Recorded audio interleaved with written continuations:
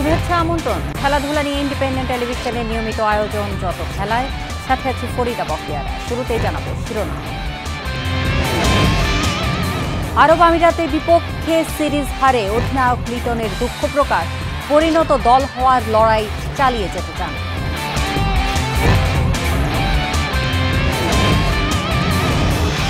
আমিরাত সিরিজে টাইগারদের পারফরমেন্স নিয়ে হতাশ বিসিবি কোচ নাজমুল, অলরাউন্ডার সংকটের সহসা সমাধান দেখেন না।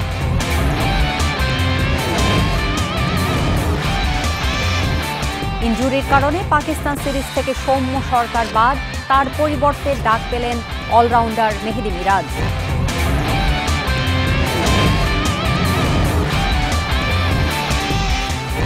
ফুটবল থেকে অবসরের ঘোষণা গোলকিপার আশরাফুল রানার। শেষ ম্যাচ খেলবেন কাল, মাঠ থেকে বিদায় নেয়ার ইচ্ছা পূরণ। এবার বিস্তারিত।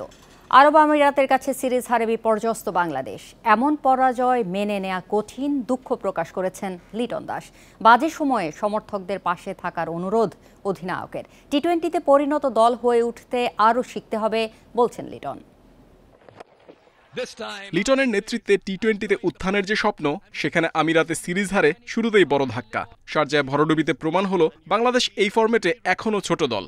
যদিও বা এটা খুব নেগেটিভ ওয়েতে মনে হয়, কিন্তু ডিউ অনেক বড় একটা ফ্যাক্ট ছিল এই পুরো 3টা গেমই। খুব একটা আমরা হেল্প পাইনি বোলিংয়ে, বিকজ বলটা এত ভিজে গেছিল যেটার কারণে আমাদের বলাররা, স্পিনার হোক পেস বলার হোক, খুব একটা স্বাচ্ছন্দ্য বোধ করেনি।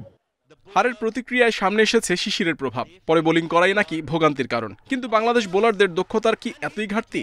স্লোয়ার ইয়র্কার নিয়ে অনুশীলনে কত কাজ হয়, কিন্তু এই সিরিজে কিছুই দেখা যায়নি। পেসারদের মনে হয়েছে নির্বিষ, সাথে ক্যাচ মিস, বাজি ফিল্ডিং তো ছিলই। অবভিয়াসলি যে মাঝখানে আমরা কিছু মিস্টেক করেছি। আমার মনে হয়েছে আমরা ফিল্ডিং প্লাস বোলিংয়ে কিছু এক্সিকিউশন করতে পারিনি। ব্যাটিংটা আমার কাছে মনে হচ্ছে totally out of the game ছিল। আমরা যদি ব্যাটিং ভালো করতাম, ডেফিনেটলি আজকের গেমটা আমাদের হাতে থাকতো। আমিরাতের বিপক্ষে সিরিজ হেরে শেখার সেই পুরনো কথাই শুনতে হলো। লিটন বুঝলেন নেতৃত্বের ভার, নিজের পারফরমেন্স মলিন, দলেরও তাই। ব্যর্থতায় প্রাপ্তি খুঁজে এগুনোর পুরনো মন্ত্রই ভরসা। আমাদের চেষ্টা থাকবে ভালো করার, যদিও বা এই হারাটা অনেক কষ্টদায়ক হবে, বাট ট্রাই করবো আমরা এখান থেকে বের হয়ে প্র্যাকটিস করে আমাদের যে জিনিসগুলো ভুল হয়েছে এগুলো সংশোধন করার জন্য। আমিরাতের কাছে সিরিজ হার, এমন পারফরমেন্সের পর পাকিস্তানে ভালো করার সম্ভাবনা অযৌক্তিক। বরাবরের মতো লিটনদের দলও তো ঘুরে দাঁড়ানোর বিশ্বাস নিয়েই লড়বে। Mohammad Nazim, Independent News. আরব আমিরাতের কাছে সিরিজ হারে বিপর্যস্ত বাংলাদেশ। এমন পরাজয় মেনে নেওয়া কঠিন, দুঃখ প্রকাশ করেছেন লিটন দাস। একই সাথে বিসিবি কোচ নাজমুল হোসেনও জানিয়েছেন হতাশার কথা। টাইগারদের এবং এ দল, ইমার্জিং দল, এইচপি দলে অলরাউন্ডার সংকটের কথাও তিনি তুলে ধরেছেন।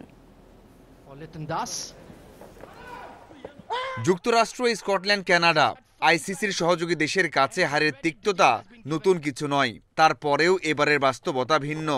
আরব আমিরাতের কাছে সিরিজ হেরে সমালোচিত, লজ্জিত লিটন দাসের দল।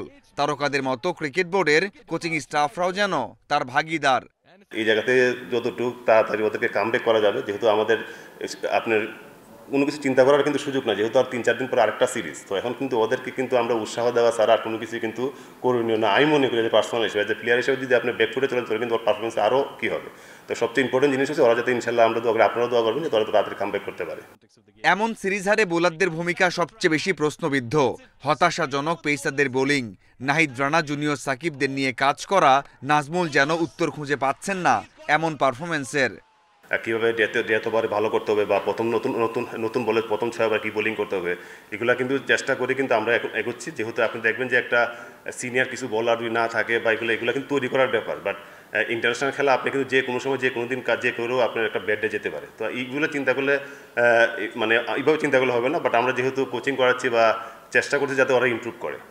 দেশের ক্রিকেট ব্যবস্থা যে সঠিক পথে নেই, তার প্রমাণ আরও একবার পাওয়া গেল হোম অফ ক্রিকেটে। এ দলের ম্যাচে একমাত্র পেসার খালেদ আহমেদ। এমন ম্যাচেও জিততে হবে সেই ভাবনা থেকে পাইপলাইন নষ্ট করে যাচ্ছে ম্যানেজমেন্ট।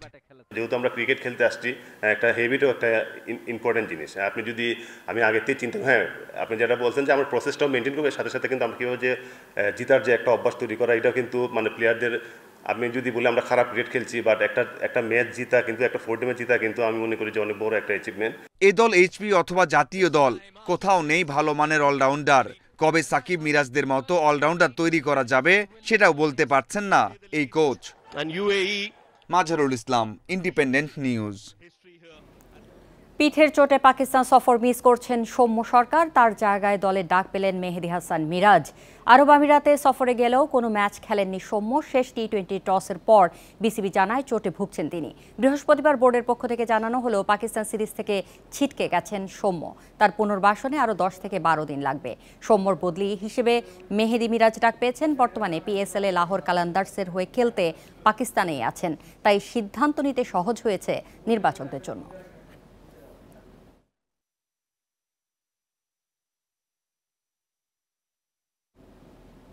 মিরপুরে এ দলের 4 দিনের ম্যাচে দ্বিতীয় দিন শেষে 253 রানে পিছিয়ে নিউজিল্যান্ড। বাংলাদেশের 357 রানের জবাবে কিউইদের সংগ্রহ 1 উইকেটে 104 রান। বৃষ্টির কারণে সকালের সেশনে খেলা হয়নি। 4 উইকেটে 225 রান নিয়ে দ্বিতীয় দিন শুরু করে বাংলাদেশ। 50 করেন অমিত হাসান, থামেন 67 করে। অঙ্কনের 24 রান। অধিনায়ক সোহান 40 বলে 48 করে আউট হন। নাসুম নাইমের শূন্যের পর খালেদও দ্রুত ফেরায় 357 রানে গুটিয়ে যায় স্বাগতিকরা। লিস্টার ও লেনাক্স নেন 3টি করে উইকেট। জবাবে সপ্তম ওভারে ব্রেক থ্রু দেন খালেদ।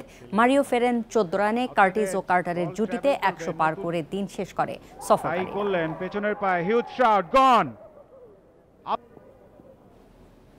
চট্টগ্রামে ইমার্জিং দলের প্রথম 4 দিনের ম্যাচে রাকিবুলের দুর্দান্ত বোলিং 7 উইকেট নিয়ে সাউথ আফ্রিকাকে বিপদে ফেললেন এই স্পিনার। তৃতীয় দিন শেষে দ্বিতীয় ইনিংসে 70 রানের লিড বাংলাদেশের। 3 উইকেটে 149 রান নিয়ে দিন শুরু করে সাউথ আফ্রিকা। রাকিবুল হাসানের স্পিনে সুবিধা করতে পারেনি প্রোটিয়ারা। 50 করেন ভ্যান হার্ডেন। রিচার্ডো আন্দিলের ব্যাটে সমান 43 রান। 94 রানে বাকি 7 উইকেট হারিয়ে 243-এ গুটিয়ে যায় সফরকারী দল। রাকিবুল নেন 7 উইকেট। 65 রানে এগিয়ে থেকে দ্বিতীয় ইনিংসে নেমে দ্রুত 2 ওপেনারকে হারায় বাংলাদেশ। শিবলি ও রিজওয়ান ফেরেন 1 অঙ্কে। শেষ বিকেলের অস্বস্তি নিয়েই দিন শেষ করেছে স্বাগতিকরা। অবসরে যাচ্ছেন জাতীয় দল ও ব্রাদার্স ইউনিয়নের গোলকিপার আশরাফুল ইসলাম রানা। শুক্রবার কুমিল্লায় বিপিএলে মোহামেডানের বিপক্ষে খেলবেন ক্যারিয়ারের শেষ ম্যাচ। ফুটবল ছাড়ার পর কোচিং ক্যারিয়ার শুরু করতে চান। মাঠ থেকে অবসর নিতে পারাকে তৃপ্তির জায়গা বলছেন তিনি। এখনই আমার রাইট টাইম ফুটবলটা ছেড়ে দেওয়া, তো সেই কারণেই আমার এই অবসরের সিদ্ধান্ত। আবেগভরা কণ্ঠে 11 বছরের ফুটবল ক্যারিয়ার শেষ করার ঘোষণা গোলকিপার আশরাফুল ইসলাম রানার। 2014 সালে মোহামেডানের হয়ে পেশাদার ফুটবলে যাত্রা শুরু। ঐতিহ্যবাহী সেই দলের বিপক্ষে ম্যাচ দিয়ে গ্লাভসজোড়া তুলে রাখতে যাচ্ছেন। বিদায়বেলায় জানিয়েছেন জাতীয় দল থেকে অবসর নিতে না পারার আক্ষেপ। ন্যাশনাল টিম থেকেও আমার পরিকল্পনা ছিল 2023 সালে রিটায়ারমেন্ট করার। লাস্ট অনেকগুলো ম্যাচ আমি খেলতে পারছিলাম না, জিকুব খেলছিল। তো আমার কাছে মনে হয়েছে তখন যে জায়গাটা ছেড়ে দেওয়া উচিত, ন্যাশনাল টিমে জুনিয়র ছেলে পেলে আসুক তো তাদের জন্য। তো তখন হ্যাভিয়ার ওই সময়টা অ্যাগ্রি করে নাই। তারপরে যে কোনো কারণেই হোক ন্যাশনাল টিমের থেকে আমাকে বাদ দেওয়া হয়েছে। বাকিদের চেয়ে আলাদা রানার ক্যারিয়ার। পেশাদার ফুটবলার হতে 2014 সালে চাকরি ছাড়েন সেনাবাহিনীর। পারফরমেন্স করে জাতীয় দলে জায়গা করে নেন। 1 বছরের মধ্যে দলকে নেতৃত্বও দিয়েছেন। মোহামেডানের পর দাপটের সাথে খেলেছেন শেখ রাসেল, সাইব স্পোর্টিং, চট্টগ্রাম আবাহনীতে। 37 বছর বয়সে ব্রাদার্সে যোগ দিয়ে মৌসুম শেষে বিদায় জানিয়েছেন ফুটবলকে। যদি গোলকিপার কোচ হিসেবে কাজ করি তো অবশ্যই সেটা আমি চাইবো যে টপ লেভেলে কাজ করার জন্য। নেক্সট সিজনে হয়তো বা এমনও হতে পারে যে গোলকিপার কোচ হিসেবে কোনো ক্লাব বা কোথাও যদি কোনো অপরচুনিটি থাকে হয়তো বা নতুনভাবে আসতে পারি। বিদায়বেলায় রানা ক্যারিয়ারের সুখ দুঃখের স্মৃতিচারণ করেছেন। তার মতো গোলকিপারের অবসরকে শূন্যতা হিসেবে দেখছে তার ক্লাব ব্রাদার্স ইউনিয়ন। ইন্ডিয়ার সাথে সল্টলেকের যে ম্যাচটা ওইটা আমার ক্যারিয়ারের সবথেকে স্মরণীয় মুহূর্ত। আর সবথেকে হতাশার যে জায়গাটা সেটা হচ্ছে ভুটানের সাথে হেরে আমরা ফুটবল থেকে 14 মাস নির্বাসনে ছিলাম। সে ওই রকম পারফর্ম করেই বিদায় নিচ্ছে। তো আমরা চাবো যে সে তার এই ফুটবলের অঙ্গনে যে তার কন্ট্রিবিউশন, সেই কন্ট্রিবিউশনটা সে যেন কন্টিনিউ রাখে। দেশের ফুটবলে জাগরণ নিয়ে আন্দোলিত রানা হামজা সমিতদের আগমনে দারুণ ভবিষ্যতের আশা করেন। Piyas Saha, Independent News, Dhaka. PSL এলিমিনেটরে করাচি কিংসের দেয়া 191 রানের টার্গেটে ব্যাট করছে লাহোর কালান্দার্স। লাহোরের হয়ে বাংলাদেশিদের মধ্যে কেবল খেলছেন সাকিব। যদিও লাহোরের স্কোয়াডে আরও 2 বাংলাদেশি রয়েছেন, মেহেদী হাসান মিরাজ ও রিশাদ হোসেনের একাদশে ঠাঁই হয়নি। সাকিবকে মাত্র 1 ওভার বল করিয়েছেন লাহোর অধিনায়ক। ইনিংসের 7ম ওভারে মাত্র 4 রান দিয়ে 1 উইকেট নেন সাকিব। করাচির হয়ে ডেভিড ওয়ার্নার করেন 75 রান। তার এই ইনিংসে ভর করে লাহোরকে চ্যালেঞ্জিং টার্গেট ছুঁড়ে দেয় করাচি। এ ম্যাচে জয় পেলে কাল দ্বিতীয় কোয়ালিফায়ারে খেলার সুযোগ মিলবে লাহোরে। নটিংহাম টেস্টে জিম্বাবুয়ের বিপক্ষে ইংল্যান্ড ব্যাটারদের দাপট। সেঞ্চুরি পেয়েছেন 3 ব্যাটার। ডাকেট, ক্রলি ও পোপের সেঞ্চুরিতে প্রথম দিন শেষে ইংলিশদের সংগ্রহ 3 উইকেটে 498 রান। 22 বছর পর ইংল্যান্ডে টেস্ট খেলছে জিম্বাবুয়ে।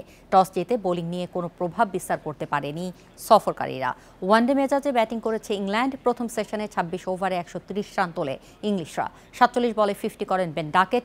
জ্যাক ক্রলির 50 76 বলে। বিরতি থেকে ফিরেও কর্তৃত্ব ধরে রাখে। 100 বলে সেঞ্চুরি ডাকেটের। 231 রানের উদ্বোধনী ঝুঁটি ভাঙে 42তম ওভারে। ডাকেট ফেরেন 140 করে। এরপর ক্রলিও সেঞ্চুরি তুলে নেন। সিকান্দার রাজার বলে আউট হন 124 করে। সবচেয়ে বড় ইনিংস ওয়ান ডাউনে নামা অলি পোপের। 150 পেরিয়েছে তার স্কোর। 41 বছর পর ইউরোপা লিগের শিরোপা জিতল টটেনহাম। ফাইনালে জনসনের গোলে ম্যানচেস্টার ইউনাইটেডকে হারালো স্পার্স। শুরু থেকেই পাল্টা আক্রমণে জমে ওঠে ম্যাচ, কিন্তু প্রথম দিকে কোনো দলই গোলের ভালো সুযোগ তৈরি করতে পারেনি। প্রথমার্ধের শেষ দিকে এগিয়ে যায় টটেনহাম। 42 মিনিটে লক্ষ্যভেদ করেন জনসন। 68 মিনিটে রেড ডেভিলসকে সমতায় ফেরানোর সুযোগ পান রাসমুস, কিন্তু ডেভেনের গোললাইন ক্লিয়ারেন্সের রক্ষা লন্ডনের ক্লাবটির। পরে আক্রমণের ধার বাড়িয়েও ম্যাচে ফেরা হয়নি ম্যান ইউনাইটেডের। 2008 সালে লিগ কাপের পর এটি টটেনহামের প্রথম শিরোপা। এ জয়ে আগামী আসরে চ্যাম্পিয়ন্স লিগ খেলার যোগ্যতাও অর্জন করল স্পার্স।